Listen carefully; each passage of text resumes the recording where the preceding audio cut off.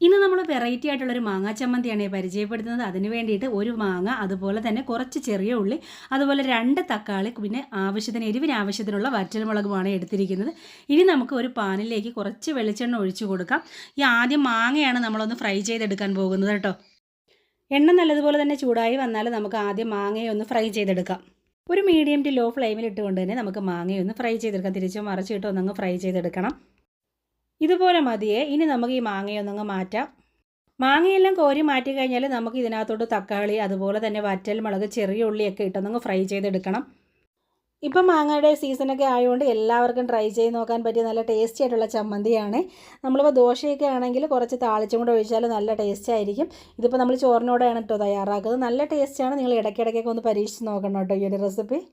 അങ്ങനെ തക്കാളിയും അതുപോലെ തന്നെ വറ്റൽമുളകും ഉള്ളിയും എല്ലാം നല്ലതുപോലെ തന്നെ വഴന്ന് വന്നിട്ടുണ്ട്. ഇനി നമുക്ക് ഇതും കൂടെ ഒന്ന് കോരി മാറ്റാം.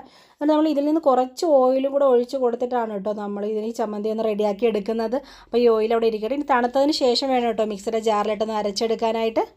അങ്ങനെ നല്ലതുപോലെ തണുത്തിട്ടുണ്ട്. ഇനി നമുക്ക് മിക്സിയുടെ ജാറിലേക്ക് ഇട്ട് കൊടുത്തിട്ട് നല്ലതുപോലെ തന്നെ നിങ്ങൾ അരച്ചെടുക്കാം. ആവശ്യത്തിനുള്ള ഉപ്പും കൂടെ ചേർത്ത് കൊടുത്തിട്ട് നമുക്ക് ഇതിനെ നല്ലതുപോലെ തന്നെ അരച്ചെടുക്കേണ്ടതായിട്ടുണ്ട്. ഉപ്പ് മാത്രമല്ല കേട്ടോ, നമ്മൾ നേരത്തെ വറുത്തെടുത്ത ആ ഒരു ഓയിലുണ്ടല്ലോ, ആ വെളിച്ചെണ്ണയും കൂടെ നമ്മൾ ഇതിനകത്തോട്ട് കുറച്ച് ഒഴിച്ച് കൊടുക്കണം. എന്നിട്ട് വേണം കേട്ടോ അരച്ചെടുക്കാൻ. അല്ലെങ്കിൽ കുറച്ച് എരിവായിരിക്കും. കാരണം എന്ന് വെച്ചാൽ വറ്റൽമുളക് അത്യാവശ്യം എരിവുള്ളതായതുകൊണ്ട് തന്നെ എണ്ണ ഒഴിച്ച് കൊടുത്തു കഴിഞ്ഞാൽ എരിവ് കുറവായിരിക്കും. അപ്പോൾ നമുക്ക് കുറച്ച് ഓയിലും കൂടെ ഒഴിച്ച് കൊടുത്തിട്ട് അരച്ചെടുക്കാം. അങ്ങനെ നമ്മുടെ ടേസ്റ്റി ആൻഡ് ഈസി ആയിട്ടുള്ള റെസിപ്പി ഇത് അവിടെ റെഡി ആയി കഴിഞ്ഞിട്ട് നല്ല ടേസ്റ്റാണ് ഈ ഒരു ചമ്മന്തിക്ക്. അപ്പോൾ തീർച്ചയായിട്ടും എല്ലാവരും ഒന്ന് ട്രൈ ചെയ്ത് നോക്കിയതിന് ശേഷം ഫീഡ്ബാക്ക് അറിയിക്കാൻ മറക്കണ്ട കേട്ടോ. അപ്പോൾ ഇൻഷാ അല്ലാ ഇതുപോലെയുള്ള വെറൈറ്റി റെസിപ്പികളുമായിട്ടൊക്കെ നമുക്ക് വീണ്ടും കാണാം. അതുവരേക്കും ടേക്ക് കെയർ, ബൈ.